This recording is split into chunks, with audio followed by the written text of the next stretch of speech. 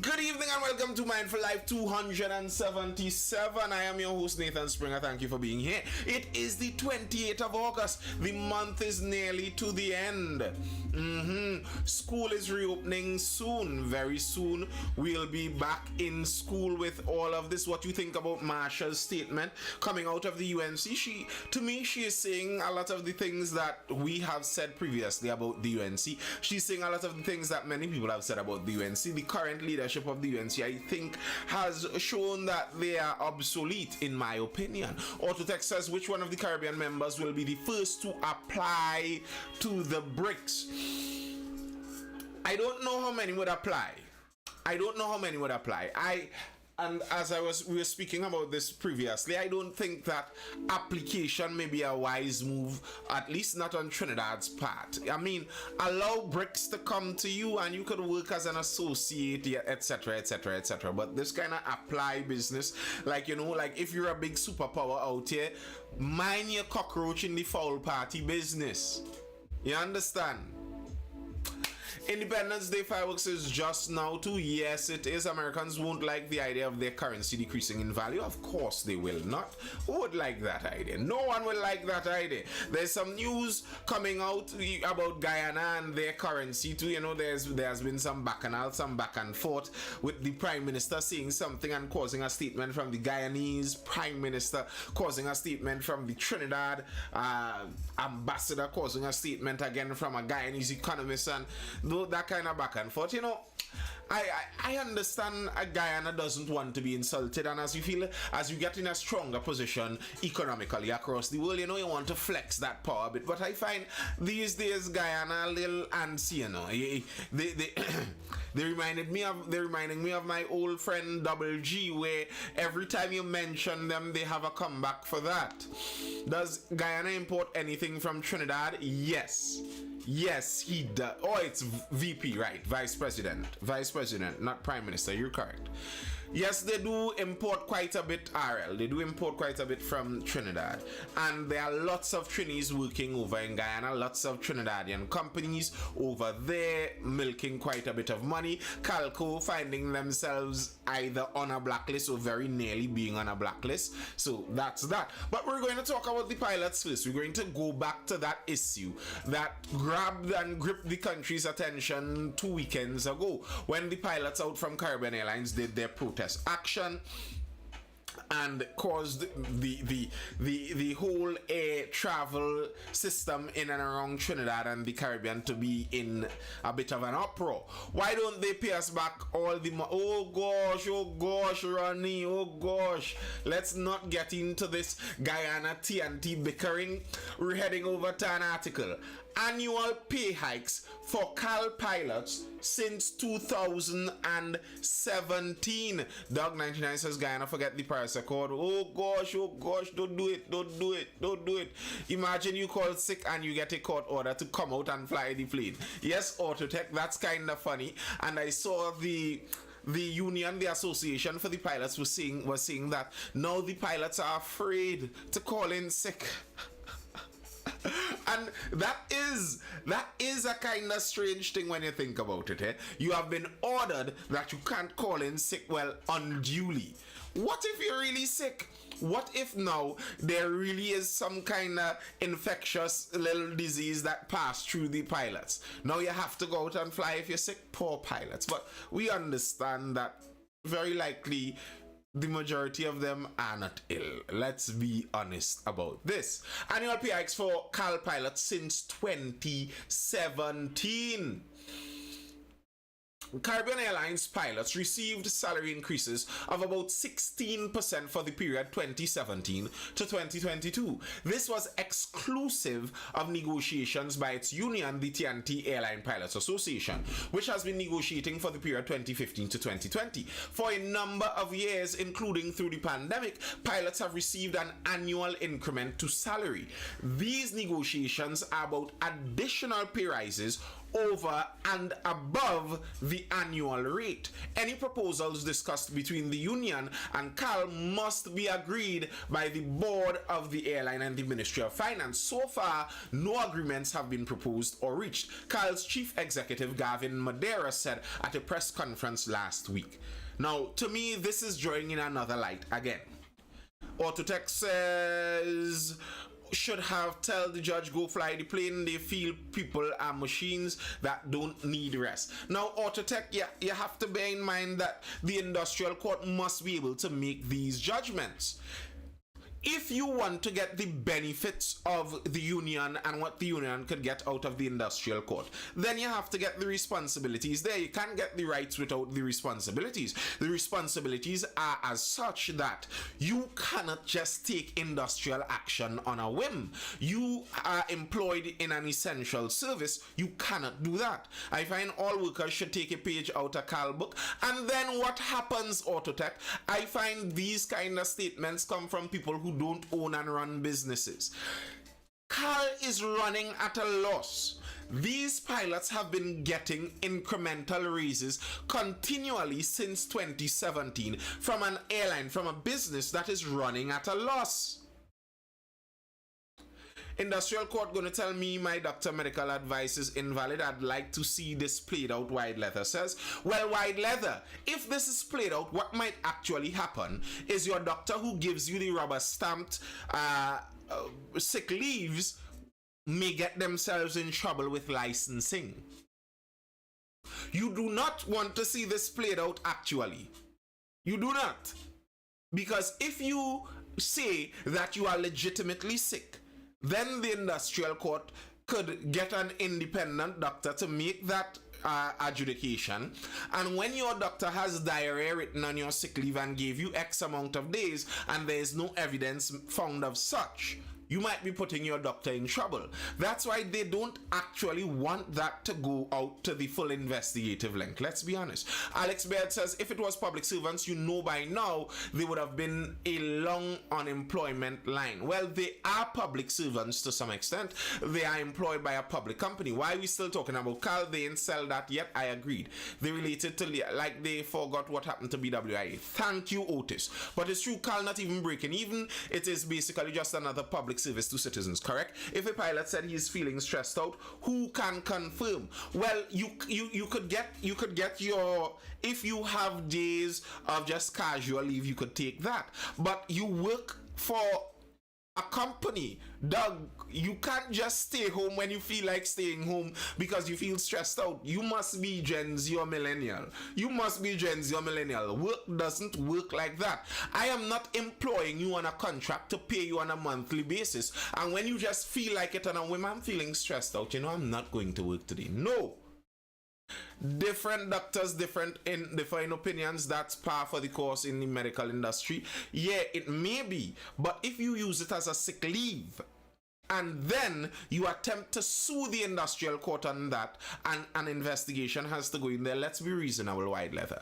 Well done to the pilots. Nurses next. Caribbean Prince, I would be glad. You know what I want for many of the people who think like this? I want the pilots to do it permanently. I want the pilots to do it permanently. I want the nurses to do it permanently. Let the people who are wealthy enough, they will see about themselves. They will buy tickets elsewhere. Tobago will suffer. Nothing will go to Tobago. And then eventually it will be forced to be privatized. Let it happen. Please do it. Close it down like Carney. Close it down like Petrotrin. Close all of them down. And all of the beggars out here begging for more money from a limited purse will be on the breadline. And now you'd have to go find your money elsewhere. Go see on the private market if you could just decide to down tools when you want and demand more money from your employer when they don't have more coming in. Please do all of that. Down them and shut down these industries. Let them stop sucking off of our taxpayers. It's not just about more money. Well, that's what it is in the actual form. You could talk about the treatment and all of that and all of that and all of that. You could talk about that if you want, but in the reality, it's more money. And yes, I agree. There's gross mismanagement in all of this. But gross mismanagement from the management level doesn't give you a license to just suck more money from the government, from the treasury. It's like the people that work in those local government areas, the people that work for the corporation, regularly you hear them talk about, well, the politicians stealing and the corporation people stealing, so what it matter to me? So what if I thief some? You see that kind of attitude? That's why I want the government to own nothing, because the vast majority of people seem to have that attitude that, okay, there's some mismanagement at the top level, so now it's my turn to just thief as much as I can, steal as much as I can, and make it just bias for my own good. And then in that case, I do not want to join with you as the public in joint ownership of something. I have no interest in joint ownership with people like that. Brandon AP says many institutions know that and take advantage of allied health professionals. They buy quite a few lately. Oh, mismanagement, give me more money, like what? And you know, you see exactly what a lot of this is, you know, because recently Caribbean Airlines has been attempting to hire some other pilots, some pilots from other countries, and the unions have been fighting that in the industrial court. The unions have been, why have they been fighting that in the industrial court? Because they understand exactly what's going to happen here. If they are allowed to use labor as a supply and demand, we could find a higher supply of pilots, and there's such a demand that the supply of pilots may be willing to work for $15,000 a month, and you with your unionized job want to demand $40,000 a month. Well, let's hire the $15,000 a month pilot who is willing to work for that. And you go and see if you could find some airline willing to give you just $40,000 for nothing. You go see if you could do that. But no, the union would come in here to force the airline to ensure that they must stay with these exorbitantly paid pilots. And when that happened at Metal, it shut down the whole company. That's why I really dislike some of these unions. Some of these unions, they tie everyone together, and it's basically a race to the bottom. So while I may have been able to swim to the top by myself, I tie myself to the union, and then the union drags us all to the bottom. Drags us all to the bottom together. That's what the union does. Metal, they did the same thing. Petrotrin, they did the same thing. The unions saying, well, no. We cannot afford anyone to lose their job. We cannot afford for anyone to lose their job. They made a point by their stance. Yes, they did make a point. The point was very clear. We cannot afford for anyone to lose their job. No one is compromising one bit, because listen, the reason for this action was because a counter offer was made to the pilots. The counter offer that was made to the pilots was an offer of 7.5% increase. Let me see if I could get that. If I could get that actually there. 7.5% increase over the period, but also what the pilots have described as a pay cut, with reduced flying hours from 75 to 60 hours. So what the management was aiming to do, okay, you want a raise, we could afford a raise if we cut back some of your hours. We cannot just put out more money. We just don't have that much money. So if you're getting a raise on your hourly pay, you work some fewer hours. Maybe you go and try to get some private jobs and fill up the time there. And with that recommendation, that's why the Caribbean Airlines pilots did the sick out. Like, I understand the people who have, instead of 200 people working, all 400 got sent home. Exactly, cheeky. I understand the people who have the kind of anti-government thing, and let me cause some trouble in the country and stir it up. Tell us where you work in government-assisted institution. No, I get no government money. Everything I get, I have to go out there and earn it for myself. And if I cannot earn it, I do not get it. I cannot just pull up a placard and say, well, look, the cost of living went up. I have a child. She needs so and so and so. So y'all must give me more. No, it doesn't work like that.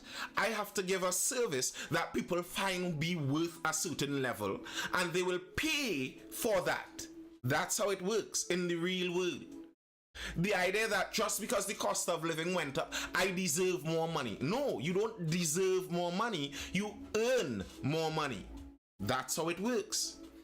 Without any repercussions, and there was an agreement to hire back the sent home staff first.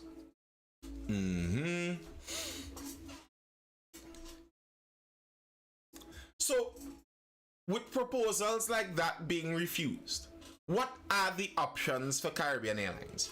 I understand Caribbean Airlines mismanages, and the pilots highlighted that there are other senior executives getting insane salaries too. And I am not of the view that the executives should get raises or more money. Cut the pay to the executives too. But even cutting the pay of the executives still will not bring the airline to profitability. Caribbean Prince says it's not just about money. Why can't we offer HDC houses and other assets as benefits? What? For what? However, some professions are undervalued by HR. HR will take advantage if you don't stand up. Now, Caribbean Prince, tell me this.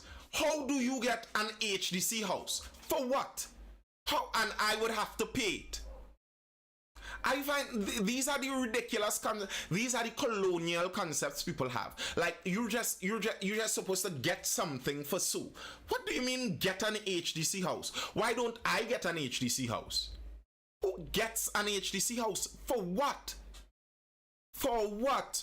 If I need a home, I have to go out there in the open free market with whatever skills I have and beat the market till I earn that much. But you are saying that some jobs as public servants should just be given HDC houses on a whim? What? Like, based on what? I don't get that. I don't get that at all. I never got that. The services get it. Yeah, I know. And that's why I hate those things. I think the government shouldn't be in housing. The government shouldn't be in business. The government shouldn't be in the airline industry. The government, leave the government out of those things, because we're seeing the problems that come in when the government gets into those things. Protective service members have a percentage of housing allotted to them. I know. And I don't like the idea. You think that's a good idea. However, in this economy, many people may find themselves renting than owning a home. No problem going for HDC house, but go through the financial institution like everywhere, like everything else. Fine. You have to purchase it like everything else.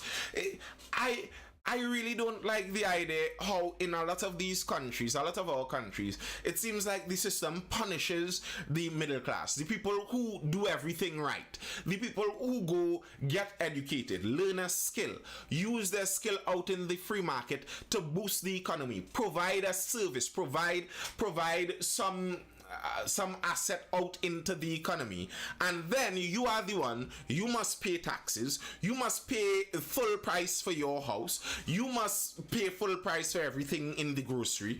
The poorer classes of people, they get the benefit of the taxes, they get handouts by the millions, they get the free this, the free that. The wealthiest people, well, they get all the government contracts, so they get all of your money that you pay in taxes go to the wealthiest people. So the people that are punished are the middle class here.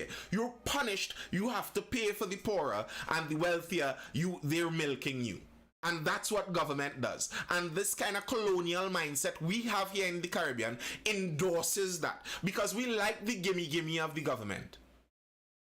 We like the gimme of the, there's no middle class, they're here just the workers and the business. That's not true, Autotech.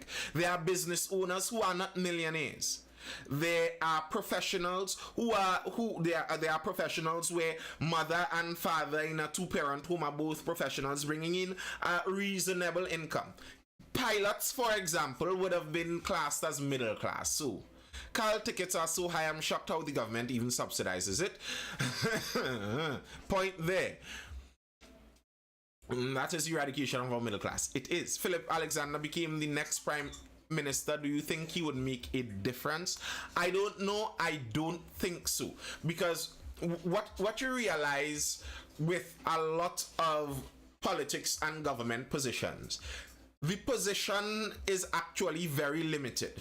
You could put nearly anyone into the position, but the position itself, what you could do when you get there, is actually very limited. You don't make all the decisions, and even the decisions that you do make, those decisions must be executed by humans there. Many of those humans may be there in the system already.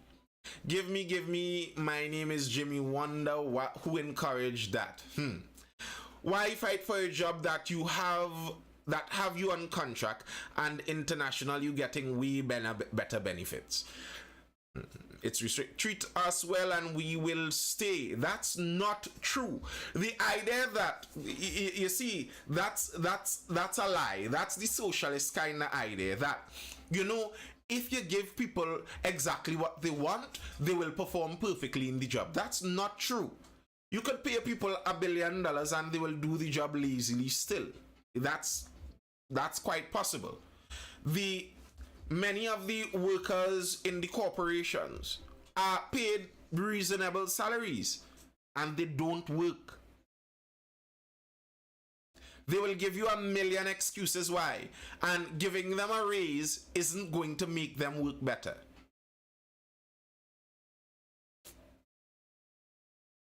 Gates should be cut so people can take their degree and go wherever they want. Philip speaks well, but I've worked with his ilk. They don't have me and my people's interest at heart. What do you mean his ilk? What is a reasonable salary? You see, that's the question, isn't it, Caribbean Prince? And for me, this is why I always say, get the government out of those things.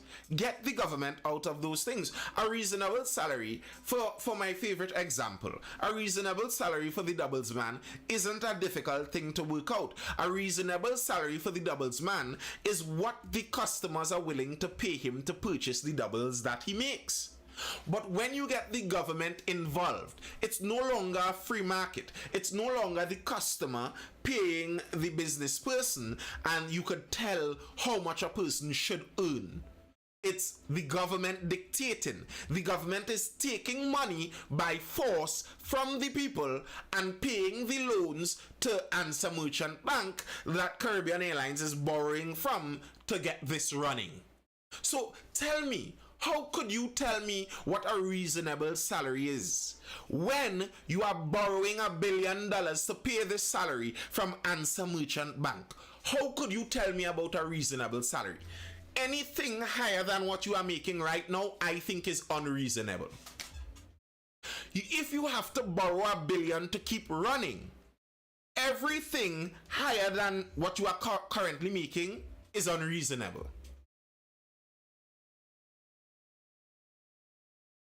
I live alone with 2 dogs working and catching meat. You see, again, this is the socialist thinking. There's no reasonable salary that you deserve.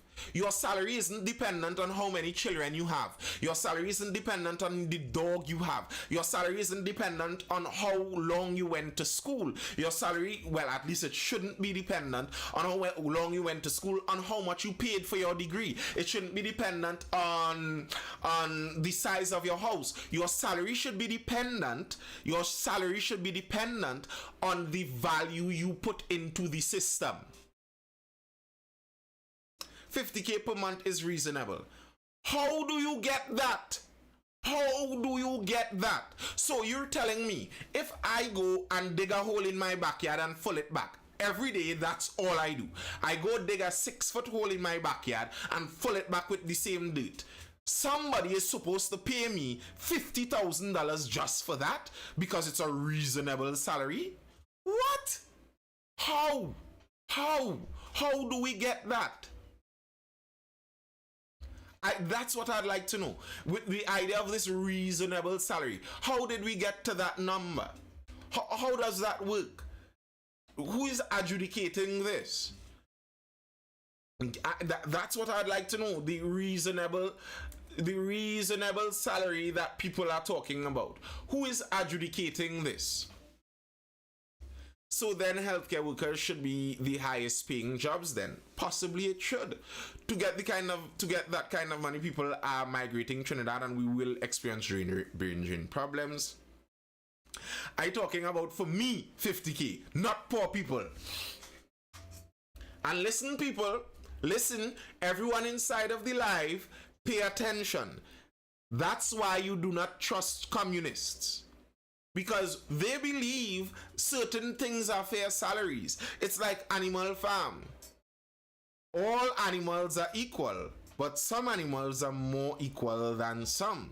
So somebody believes that their salary should be $50,000, but not the poor people. The poor people, that's not a reasonable salary for them. They have to get the crumbs. My salary that I deserve is 50,000. Say what? And that is Caribbean Princess, yes, especially the politicians. Exactly. And that's why I don't want the politicians to be in control of the money. I want the people to get the salary based on what they produce, based on the service you give, not based on what the politicians determine you are worth. Are you getting what I'm saying?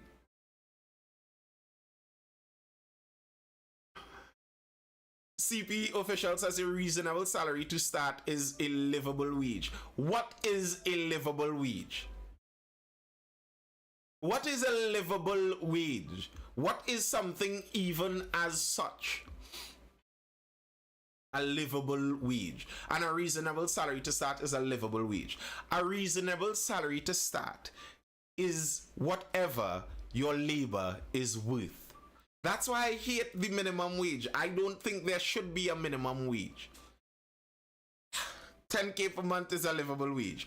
Okay, so you go to KFC, those ladies that are working there don't make 10K. So you're going to tell them, quit the job and stay home because they aren't being paid a livable wage until they get that livable wage. You understand, these concepts are only government work concepts.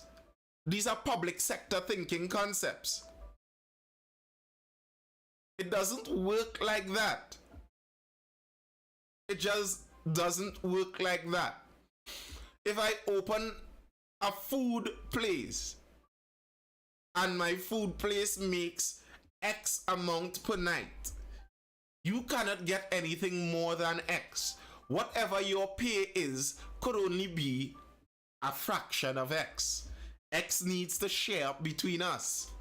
So your reasonable salary has to be less than X. It's not a hard concept to understand. How do you just magically get this money that you deserve? Where does it come from? Nurse and police getting 10K a month, okay. What I like about the West, you can work your way and achieve desired salary and goals. Well, that's what the American dream once was. That was the idea of the American dream. And that's why many Americans right now are so against immigration, because the American dream has shifted from that, because there have been many socialists that have gotten into government inside the United States. They increase their government spending and increase the entitlement, etc., the social security, etc., etc., etc. So that people go in there now, and it's not just that you go in there and whatever you work for you earn. No, you go in there and you could get some from the government too. The original idea of that free market capitalist dream is you go there, no one gives you anything, but whatever you work for, you can keep it all. It is yours. That's the free market. That's the idea of the free market. Government getting in there only kind of ruins it. Some public servants don't even make 5K a month. That's correct. That's 2013 salary nurse and police are getting. Make a budget for an average household and see what you will come up with. Yes, the only option is to raise the cost to consumers to afford paying employees. Good, correct. Do you think a multicultural country like Trinidad and Tobago could become first world and have more industries? It will be very difficult because, as you said, we are multicultural. It makes it difficult. In Trinidad, you can buy a bag of bread after an hour on minimum wage. The UK, you can buy groceries for okay, and in the Congolese basin, you would have to work for a week to get that. That's life. That has always been the reality. There are different places where your labor is worth a different amount. Reality. Nurses don't mean right, these social, right? But it's not socialism when John Public have to bail out private banks and liabilities. That's crony capitalism. And I don't like that either.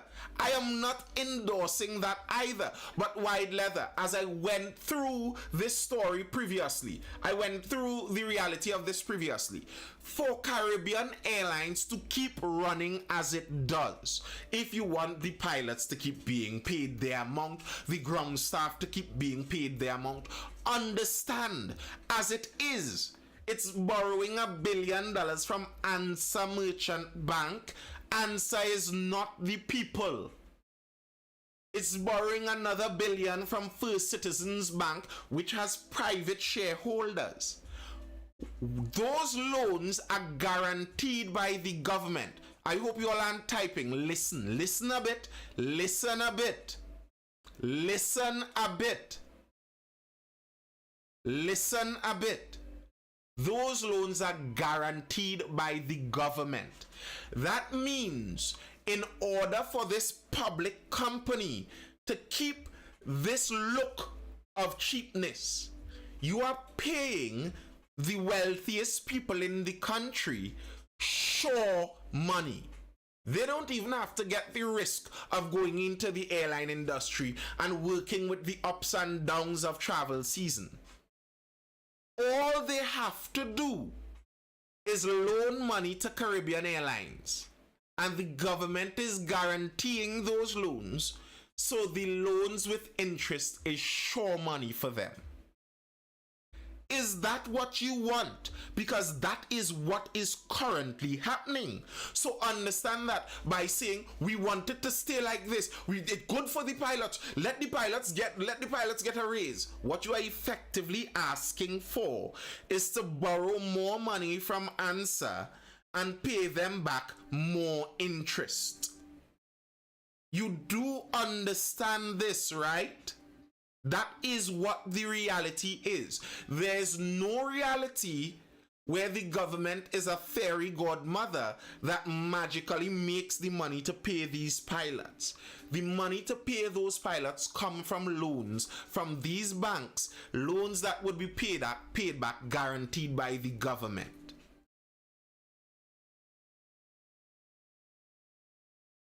Now it's better we close Cal 2. You get it. That's the point. That is the point. So people acting like there's an option, people acting like there is an option out there for us to, have the fairy godmother just give the pilots more money because the pilots want more money and they deserve more money and they should get a living wage. You understand where that comes from? Okay, you want a living wage? The government has to borrow money to pay you that living wage. So the Nancy story of fake money you get right now for the next 5 years is going to be paid back in interest to the financiers, and then it's going to cost you and your children in austerity measures in the next decade. Does that make sense? Understand the cost of these nice things we get. Understand the cost of these things.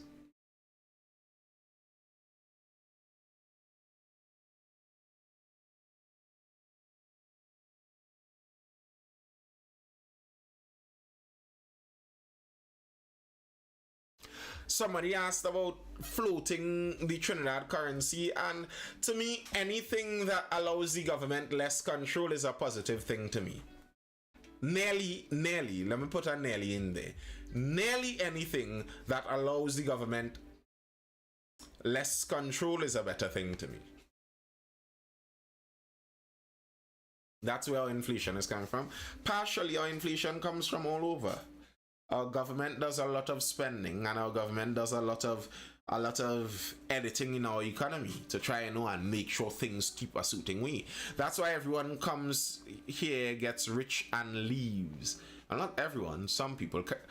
Caribbean places, please don't tell me you're comparing to a foreign country. Many places have discounts for nationals.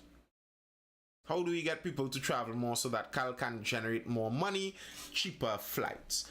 Well, that's the question, isn't it? To me, if you want these kind of things to run from the government, it has to work on a profiting basis. It just can't work how it's working right now. It's just not sustainable. It's just not sustainable. They just pass the baton from generation to generation, correct? Travel is just too expensive in taxes in the Caribbean. And therein again is a government issue. I have spoken about this many times. The Prime Minister of Antigua and Barbuda has recently raised this. He's been raising this issue over a year now. Part of that issue of the prices between Caribbean airlines is the government. The governments of these Caribbean countries, these Caribbean territories, have exorbitant taxes for transport. So they make it difficult for people within the Caribbean to travel in between the islands. Again, a government issue. Again. The only way is if the taxes go down, correct? Yes, it is cheaper to go Miami. Right, and again, these are things, again, that some people don't understand. Where does the government get the money to spend on the various things that the government spends on? Taxes. So, for me, I want the government to spend less. But that in turn should mean that they tax less too.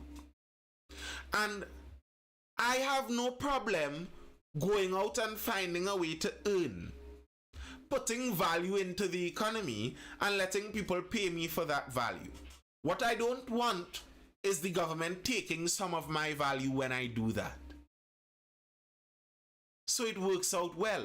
The government doesn't have to take any of my extra value. I could travel for what the actual cost of the flight is between the islands. And then they don't have to give me anything with any extra benefit also. Sounds like a perfect plan to me. And to me, part of this whole freedom is the ability to freely protect yourself also. These countries, these especially former colonies, where the governments that took over after the colonial powers, many of these governments took over as placeholders of the colonial powers. They took over with the same kind of intent, leading and ruling the country like a colony. And that's why many of them will never want things like more easily accessible firearms and weapons to the regular citizens. The idea of, like, the United States and their Second Amendment, the idea of it is supposed to be that the government is supposed to be a little afraid of the citizens. That's the idea of it. And you could understand why countries that love running in this top-down, patriarchal, paternalistic kind of manner, why countries like that, why prime ministers like our own Dr. Rowley, who is extremely paternalistic, who occasionally does speak to the people like he's looking down his nose like they are his subjects, those leaders do not want to feel the fear that at any given moment the population could say we don't want you and actually do something about it. They don't want things like that. But to me, I think, especially when looking at the criminal situation in many of these countries, I think these are some of the things that are best suited to solving some of these issues. Some of the things that are best suited. I was reading this insane article coming out from Port of Spain recently. Shootout in Port of Spain Mall. Mid-morning drama in downtown. 10 men armed with guns and cutlasses who stormed into the New City Mall, Charlotte Street, Port of Spain at around 10:45 a.m. yesterday during an attempted robbery were confronted by municipal police officers, leading to a shootout.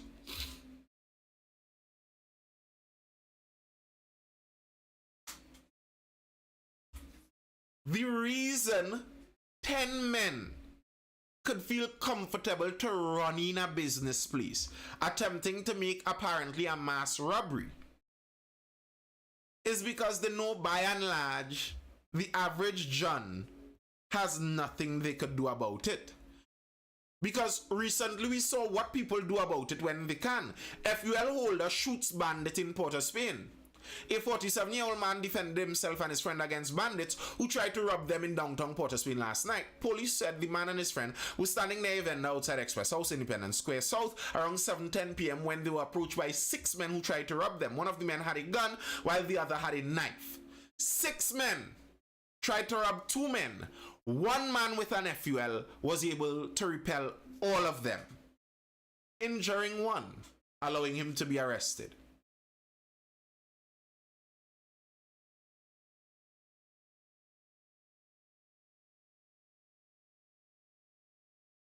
To me, you're seeing the benefits right there. And then, as I regularly say, a point I regularly make, people act based on incentive. People don't work on what you tell them to do. So you tell people in Trinidad, don't get any guns. Okay, that's what you tell them. But what does the incentive structure look like in Trinidad and Tobago? I remember recently, and I spoke about this. Good day, Ultra Rocks. I spoke about this recently when the Prime Minister spoke and he said PM handful of people could benefit from Stand Your Ground. The Prime Minister was speaking about the difficulty with allowing more people to access FULs, and he was saying that as it stands, Rowley said firearm applications are considered on merit as it's not the aim to militarize the society. Sorry. He alleged that a handful of people in the police service found it lucrative to exploit the system as it cost $40,000 for a firearm user's license, with an additional $15,000 for a licensed firearm. Okay. Dr. Rowley was saying the cost of a firearm license in this country under this whole model that they were using, and he was saying that this is a negative. You know, everyone can't afford this kind of cost. Who is going to afford $40,000 for a license and another $15,000 for the weapon? And then I said, okay, let's look at what is the punishment if you are found with an illegal firearm. Sangre Grande man fined $15,000 for alleged gun possession. A 36-year-old Sangre Grande man who pleaded guilty to a gun possession charge on Monday was fined $15,000 by a Sangre Grande magistrate. The man was ordered to pay the fine within 6 months or serve 3 years hard labor in default. You have 6 months to pay $15,000 for an illegal firearm in your possession. While to get the legal firearm is $40,000 plus $15,000 for the weapon, $40,000 for the license, $15,000 for the weapon, plus who knows how long in the runaround. Because people are still suing about this. Businessman wants answers on firearm license application. Attorneys for a Woodbrook businessman want Police Commissioner Earl Harewood Christopher to explain the delay in making a decision on his firearm user license. On Friday, attorneys representing the businessman, who asked for his name not to be published because of the prevailing crime situation, said there has been a 32-month delay in making a decision on his FUL.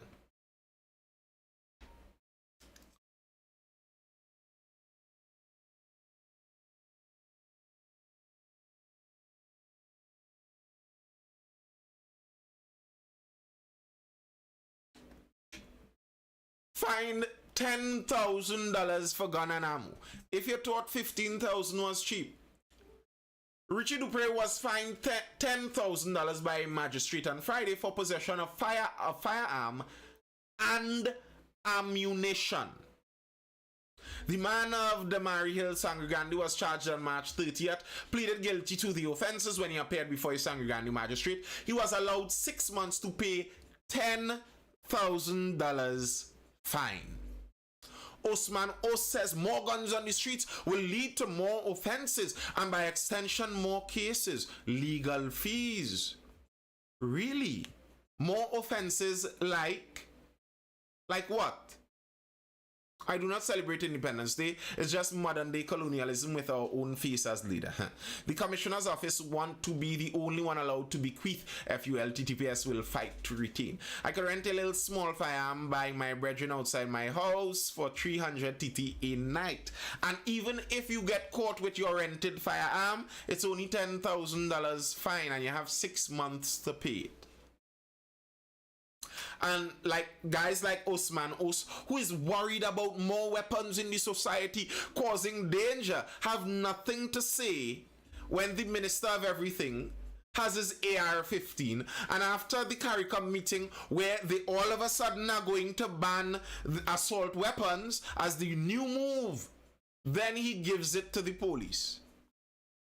Do you think that was his only weapon? How many weapons do you think he has? But his weapons aren't a danger for more offenses in society. Only if the regular people get weapons. Again with that kind of socialist, communist kind of thinking. Again with the animal farm style thinking where, you know, all animals are equal, but some are more equal than some. So everyone should have the right to protect themselves with firearms if they apply for a license. But except you. I could get about 6 firearms if I want. I have one for sport, one for just playing around, one to show off with. You get none. And when 10 men run into the ghetto mall, to the poor people mall, with guns and cutlasses, you'll have nothing to defend yourselves. Rowley is afraid of being overthrown by FUL holders. Well, every government is kind of afraid of that kind of thing. Is the government of the day trying to create a dystopian society? I don't know if they are trying to do that. I wouldn't think so. I wouldn't think that they are trying to do so, but it is happening nonetheless, to some extent.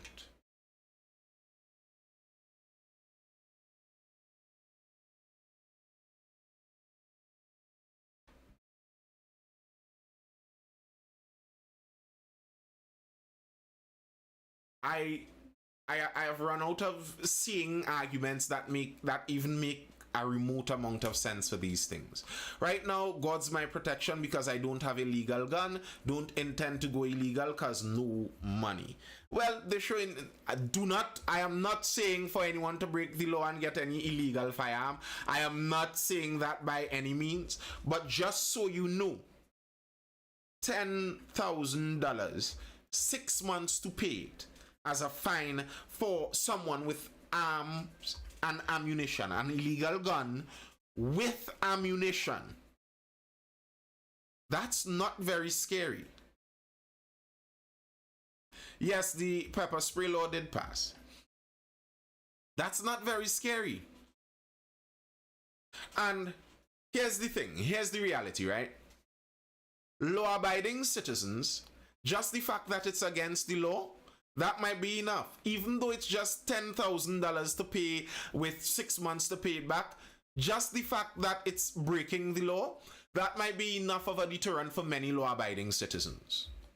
But for a criminal, if you're a criminal, you are already in crime. If the deterrent for holding an illegal firearm as a criminal is $10,000 and 6 months to pay $10,000, I would always have my thing on me. I always having my thing on me, understand? $10,000 with 6 months to pay, that's not a problem, no problem. So you tell me, where is the incentive there in this country? The criminals who are okay with breaking the law understand that the punishment is $10,000 and 6 months to pay it. The law-abiding citizens who don't want to break the law understand that in order to get the firearm license, you may have to pay upwards of $50,000 in bribes, or you're waiting 32 plus weeks waiting on the commissioner of police to tell you if they think you should be able to protect yourself.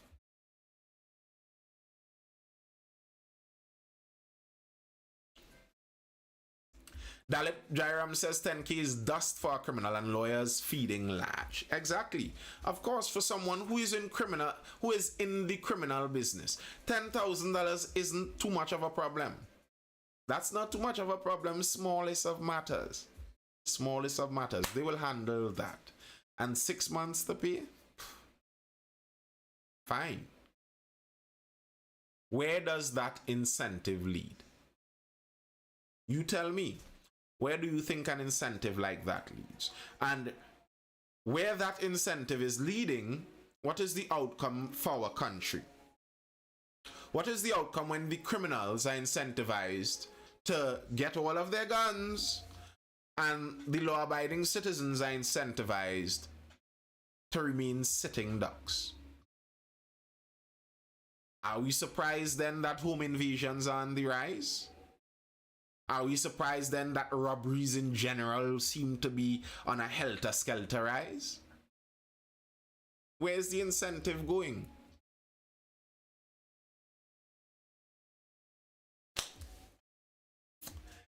Anyway,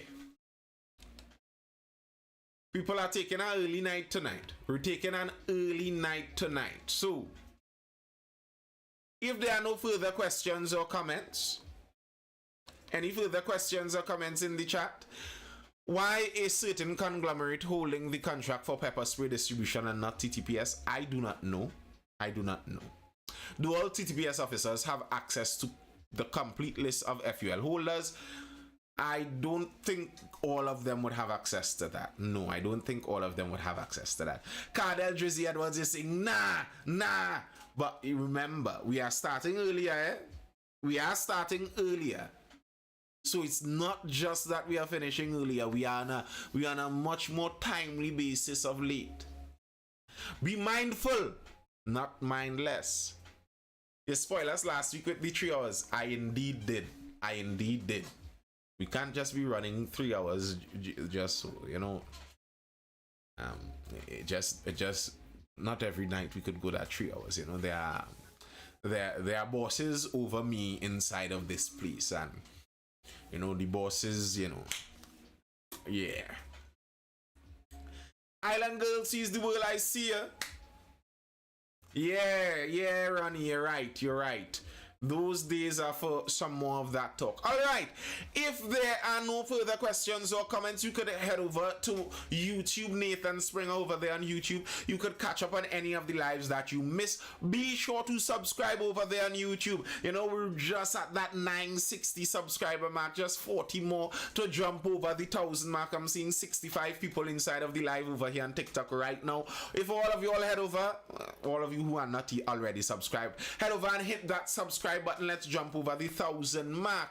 So you could feel free to like this video if you are viewing this on repeat over there on YouTube. Do share it also. That's one of the best things for the algorithm. Get more people to view the content. I'm looking to, you know, get back in more with some of the shorter YouTube videos. We're back to the one a day TikTok short videos also. You could jump into the Discord server, the Mindful Discord server. The link is on my profile on TikTok. You jump in there. You could hit a request for some of those short videos, a video you might want to see, something you'd like to see me dig into a little bit. We could chat over there. So if they recommend reading, please. You know, whenever people ask me these things, I just draw kind of blank, you know. Read some Solzhenitsyn, the Russian author, any one of his books. The Idiot, All his books are great. All right. If there are no further questions or comments, that's all I have for now. I hope you're educated, informed, or entertained, and I'll see you guys again for the next Mindful Life tomorrow starting at 9. 9 is the new starting time, people. Yeah, we're new and improved. So see you guys tomorrow. Until